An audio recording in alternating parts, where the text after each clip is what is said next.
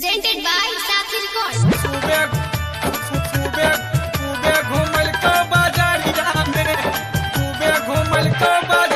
अजय दीवाना मलमल गाँव मेला घूमे गने के रूपवा जामुई सहरिया में एक सिकंदरा बाजरिया में सुनयालीगंज सहरिया में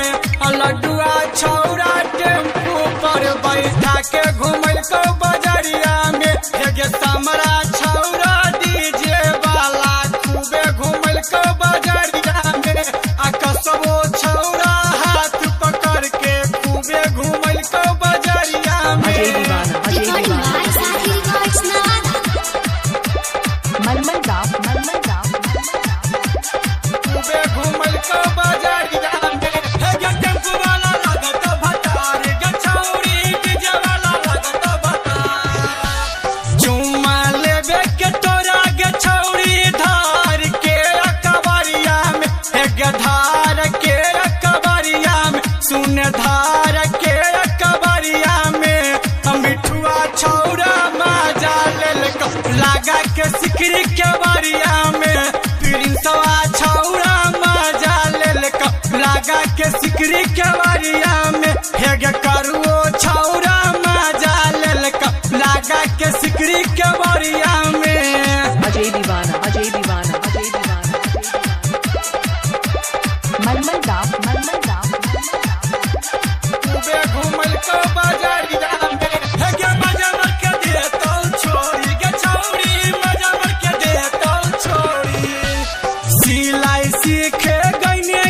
हवा बाबू साहेब के टोलिया में हेगे बाभन जी के टोलिया में सुन पंडित जी के टोलिया में बबलुओ छौरा धर के हम चल को विधायक जी के कोलिया में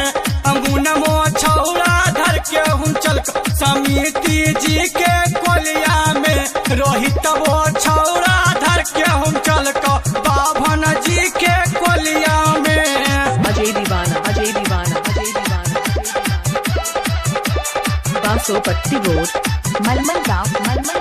खूबे घूमल को बजरिया में सब बाबू साहेब लागतौ यार गछौरी सब सिंह जी लागतौ यार हल्ला कर देबौ गछौरी जाके ससुररिया में हेगे जाके ससुररिया में सुन जाके ससुररिया में रखसवा छौरा तोरा बोलल जी